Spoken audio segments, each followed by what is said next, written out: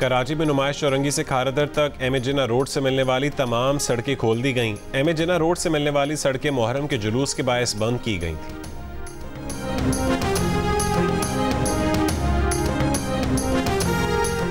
महंगाई और शरह सूद कम होगी, बानी पीटीआई अभी रिहा नहीं होंगे। 1.5 साल बाद लीग की हुकूमत खत्म हो जाएगी, टेक्नोक्रेट नई हुकूमत बनाएंगे। मुआशी दर्जाबंदी के इदारे फिच की पाकिस्तान से मुतालिक गैर मामूली पेशगोइयाँ।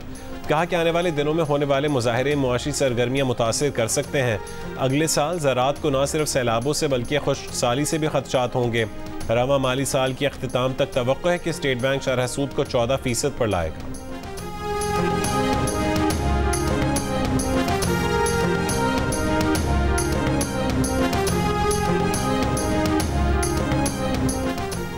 पाकिस्तान का अफगान अबूरी हुकूमत से बन्नू छावनी हमले के जिम्मेदारों के खिलाफ फौरी और मौसर कार्रवाई का मुतालबा। अफगान सफारतखाने के डिप्टी हेड ऑफ मिशन को तलब करके शदीद एहतजाज। 15 जुलाई को बन्नू छावनी पर दहशतगर्द हमले में 8 सिक्योरिटी एहलकार शहीद और कई जख्मी हुए थे।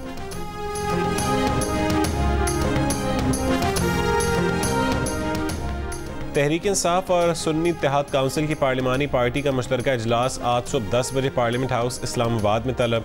ज़राए के मुताबिक इजलास में पार्लिमानी कायदीन और अरकान कौमी असम्बली शिरकत करेंगे। कराची के इलाके गुलशन इकबाल ब्लॉक 10 में फायरिंग से एक शख्स जाँ बहक। सुपर हाईवे फ़कीरा गोट में डकैती मज़ाहमत पर फायरिंग से 3 अफराद जख्मी। कराची के मुख्तलिफ इलाकों से 8 मुल्ज़िमान गिरफ्तार।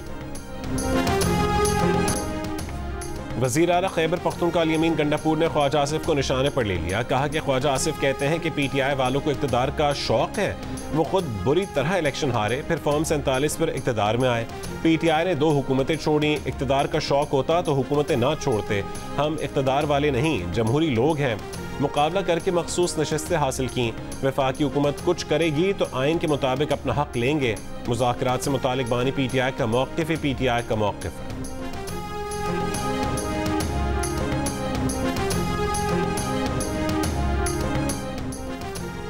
इस्लामाबाद के बेशतर इलाकों में बारिश, हब्स का जोर टूट गया। महकमा मौसमियात की पंजाब और सिंध में आज से 20 जुलाई तक मानसून बारिशों की पेशगोई। मानसून हवाओं के आज से सिंध में दाखिल होने का इम्कान। नवाबशाह, लाड़काना, कराची, थरपारकर और उमरकोट समेत सिंध के कई शहरों में कहीं मुतदिल और कहीं मूसलाधार बारिश का इम्कान। जनूबी पंजाब में 17 से 19 जुलाई के दौरान आंधी और तेज़ बारिश की पेशगोई। PDMA का अलर्ट जारी, इंतजामिया को पेशगी इक़दाम की हिदायत।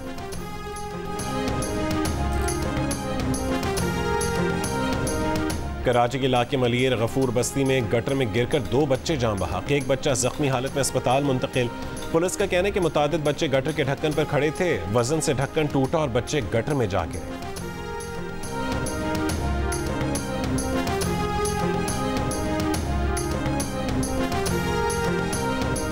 जाम शोरो थाने के माल खाने में धमाका, 4 एहलकार जख्मी, 2 की हालत तशवीशनाक। CTD हुकाम के मुताबिक धमाका दस्ती बम का नहीं बल्कि बारूदी मवाद फटने से हुआ। माल खाने में धुआं उठता देखा तो हेड मोहर्रर और कांस्टेबल पहुंचे। दरवाज़ा खोलते ही जोरदार धमाका हुआ। धमाके से माल खाने की छत और दीवारें गिर गईं। बारूदी मवाद का वजन 1 किलो से ज़्यादा हो सकता है।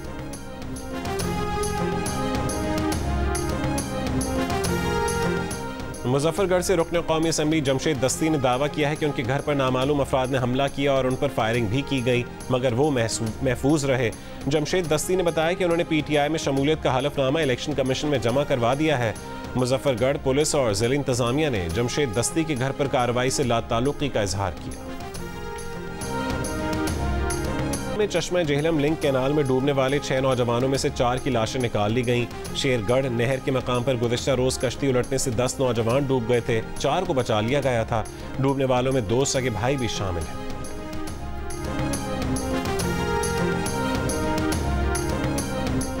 अफगानिस्तान के सूबे नंगरहार में मूसलाधार बारिशें, मुख्तलिफ हादसात में 47 अफराद जाँ बहक, 350 से ज़्यादा जख्मी हो गए।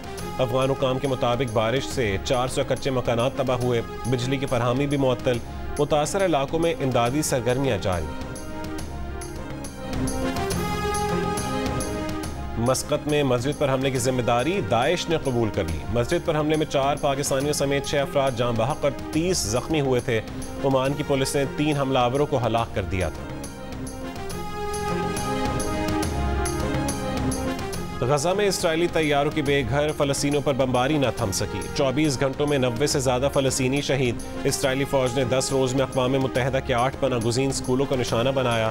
फ़लस्तीनी ग्रुपों के मार्टर गोलों, बारूदी सुरंगों से जवाबी हमले। कई इसराइली टैंक तबाह, कई फ़ौजी हलाक और ज़ख्मी हुए। इसराइल में 7 अक्टूबर के हमले की सरकारी तहक़ीक़ात करवाने का मुतालबा। वज़ीर आज़म नेतन्याहू ने साफ इनकार कर दिया। काबीना से खिताब में कहा है कि पहले हमास का खात्मा करेंगे।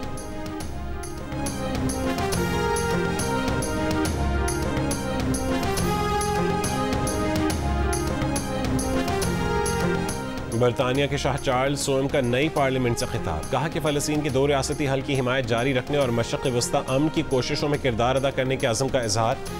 शाह चार्ल्स का कहना था कि हमारी हुकूमत खुद मुख्तार फ़लस्तीनी रियासत और महफूज इसराइल के साथ 2 रियासती हल के लिए पुरअज़्म है और मशरक़ वस्ता में तवील मुद्दती अमन व सलामती की कोशिशों में किरदार अदा करेगी। पेरिस ओलंपिक्स में इसराइल की शिरकत के खिलाफ फ्रांस में एहतजाज। मुजाहिरीन का ओलंपिक्स गेम्स में इसराइली टीमों के बॉयकॉट का मुतालबा। कहा कि गजा में रोज़ होने वाली अमवात नस्ल परस्ती और इस्लामोफोबिया हैं। यूक्रेन जंग पर सब जाग गए। गजा के लोग मुसलमान हैं तो सब गैर जानिबदार बने हुए हैं। नस्ल कुशी करने वाले मुल्क की टीमों का ओलंपिक्स गेम्स में खैर मकदम नहीं कर सकते। अमेरिका के सदर जो बाइडन ने मुल्क की सुप्रीम कोर्ट में बड़ी तब्दीलियों का मंसूबा बना लिया। वो इस बारे में अपनी तजावीज़ आइंदा चंद हफ्ते में पेश करेंगे। उनमें जजेस के ओहदे की मयाद मुकर्रर करना और अखलाकी कदरों पर लाजमी अमल की तजावीज़ शामिल होंगी। अमरीकी मीडिया के मुताबिक सुप्रीम कोर्ट में बड़ी तब्दीलियों के मामले पर सदर बाइडन ने आइनी माहिरीन और अरकान कांग्रेस से सलाह मशवरा मुकम्मल कर लिया है। रिपोर्ट्स के मुताबिक सदर बाइडन इस आइनी तरमीम पर भी गौर कर रहे हैं कि सदूर और आइनी ओहदों पर मौजूद दीगर शख्सियात को हासिल वसी तर इस्तिस्ना भी ख़त्म कर दिया जाए।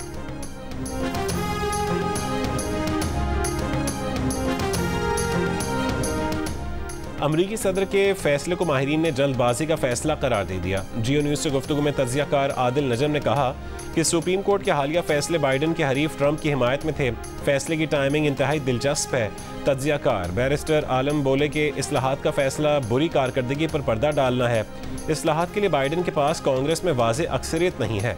हार्वर्ड यूनिवर्सिटी के साबिक प्रोफेसर ने कहा कि तलबा के कर्जे और इस्कात हमल के कानून से मुतालिक सुप्रीम कोर्ट और बाइडन के दरमियान इख्तलाफात हैं। बाइडन ने तलबा के कर्जे मुआफ़ करने का वादा किया था जिसे आला अदालत ने पूरा नहीं होने दिया। यही हालिया फैसले की वजूहात हैं। डेमोक्रेट असफर मलिक बोले सदर बाइडन के लिए सुप्रीम कोर्ट में इस्लाहात करना मुमकिन नहीं है। फैसले का मकसद सिर्फ सियासी इमेज को बेहतर करना है।